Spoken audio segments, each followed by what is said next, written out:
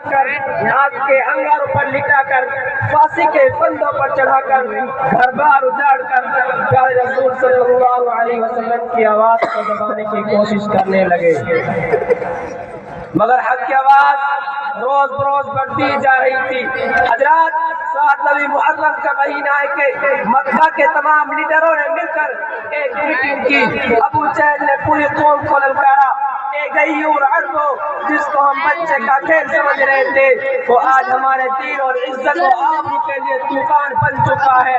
جس دین کی چرچا محمد کر رہے تھے ان کے ماننے والوں کی تعداد روز بروز بڑھتی جا رہی ہے،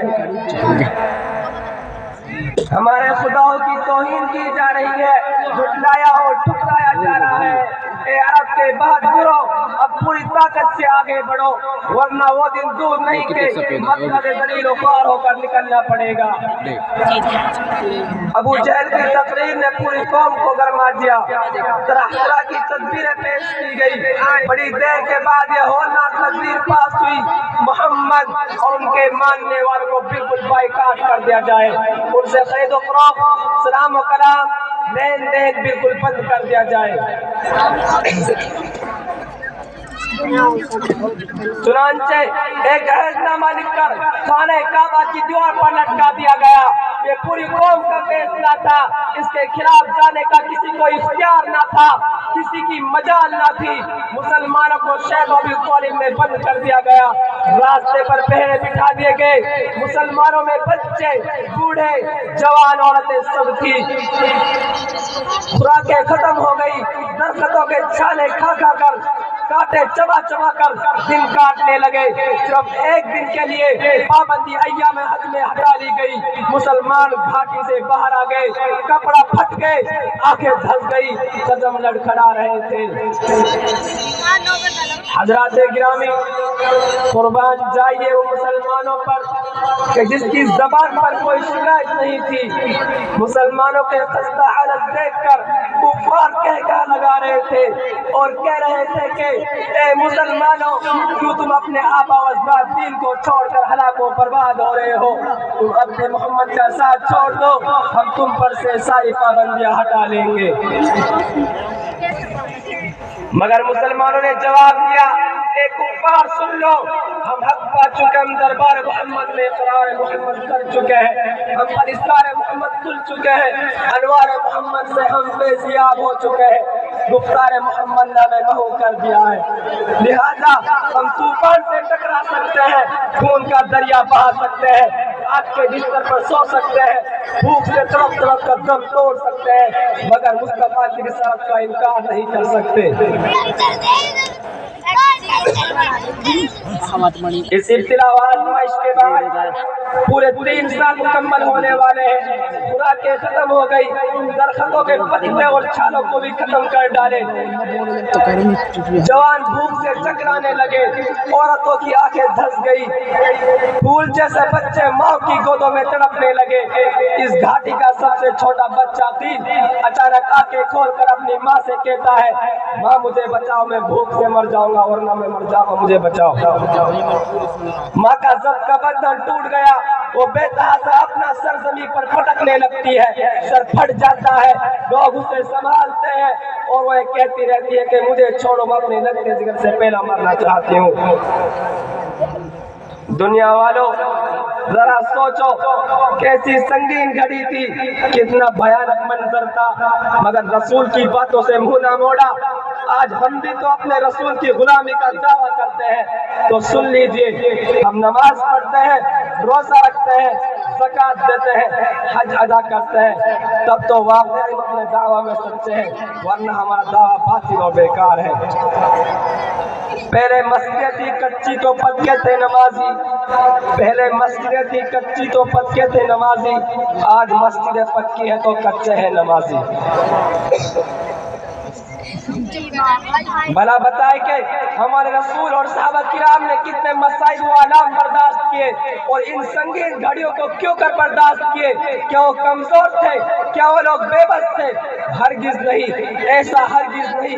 وہ تو عرش و فرش، لوح قلم، صدر و حجر، ارض و سما، جن و بشر، حور و ملائکہ کے خوش کو تر کے رسول ہادی بن کر آئے تھے، اور جو رسول بن کر آتا ہے اس کو اللہ پورا قاضی بنا کر بھیجتا ہے۔ آپ صلی اللہ علیہ وسلم کے پاس اتنی قوت اور طاقت تھی کہ اگر آپ صلی اللہ علیہ وسلم ایک اشارہ کر دیتے تو پورا مکہ ہلاک و برباد ہو جاتا، پورے مکے والوں پر پتھر برس جاتے۔ میرے دوستو، بہت کچھ کرنے کے بعد یہ دین ہم تک پہنچا ہے، اور ہمارا حال یہ ہے کہ ہم اس کا مذاق اڑاتے ہیں۔ حضور صلی اللہ علیہ وسلم ہمیشہ اپنی امت کے لیے غمگین رہا کرتے تھے، راتوں رات اپنی امت کے خدا تعالیٰ سے دعا کرتے تھے اور رویا کرتے تھے۔ اسی حال میں ایک دن حضرت جبرائیل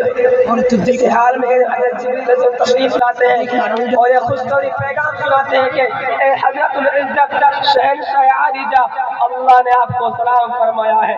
اور حضرت جبرائیل خوب جانتے تھے کہ حضور آخر کس وجہ سے غمگین رہتے ہیں، پھر یہ دریافت کرتے ہیں کہ حضور آپ غمگین کیوں رہتے ہیں؟ اور حضور نے فرمایا نہ جانے میری امت کے ساتھ قیامت کے دن کیسا معاملہ ہوتا ہے۔ پھر حضور نے فرمایا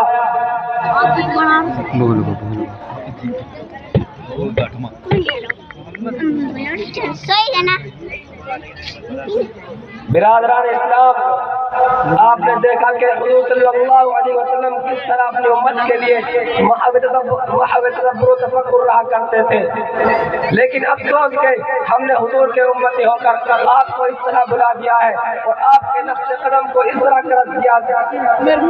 ترک کر دیا ہے کہ ہمارا ضمیر خود ہم پر ملامت کرتا ہے۔ یاد کرو اس وقت کو جب کوئی کسی کا پرسان حال نہ ہوگا، اور آپ صلی اللہ علیہ وسلم فرماتے ہیں کہ اللہ تعالیٰ قیامت کے دن ایک شخص کو بلائیں گے اور بڑے بڑے دفتر دکھلا کر فرمائیں گے اے فلاں دیکھ یہ تیرے گناہوں کے دفتر ہے۔ وما علینا الا البلاغ۔ جزاکم اللہ خیرا۔ ماشاءاللہ، یہ تھے محمد عاقل پچان، آپ کے سامنے بہترین انداز میں اپنی تقریر پیش کر رہے تھے۔ انداز اس بچے کا ایسا تھا ماشاءاللہ، ہمارے دلوں کو منور کر رہا تھا، ایمان کو تازگی مل رہی تھی، اور ان کی تقریر سے اللہ کے نبی کا عشق پیدا ہو رہا تھا۔ اللہ تعالیٰ اس بچے کو مزید ترقی عطا فرمائے۔ یہ سامنے کچھ بچے کھڑے ہیں، یہ تشریف رکھیں، اندر بیٹھ جائیں، یہ دری بچھی ہوئی ہیں، ان پہ بیٹھ جائیں۔ پھر ادھر جا کے کھڑے ہو گئے، ادھر بھی کھڑے ہیں ماشاءاللہ، بہت اچھے بچے، بیٹھ جاؤ گے ماشاءاللہ، بڑے سمجھدار، ماننے والے، اچھے ماں باپ کی اولاد ہیں ماشاءاللہ، بیٹھ جائیں، بہت اچھے بچے۔ ادھر بھی کچھ ساتھی کھڑے ہیں، آ جائیں بھائی، آپ بھی ادھر آ جائیں سامنے۔ اب ہمارے پروگراموں کی آخری کڑی چل رہی ہے، انشاءاللہ بہت جلد بچوں کے پروگرام ختم ہو رہے ہیں، اس کے بعد آپ کے سامنے علماء کے بیان ہوگا انشاءاللہ، اس کے بعد دعا ہوگی، اور جو علماء ائمہ حضرات مجمع کے اندر نیچے بیٹھے ہوں وہ اسٹیج پر تشریف لے آئیں، کیونکہ میں سب کا نام نہیں جانتا، اس لیے میں عمومی طور پر آپ حضرات کو کہہ رہا ہوں جو علماء ہیں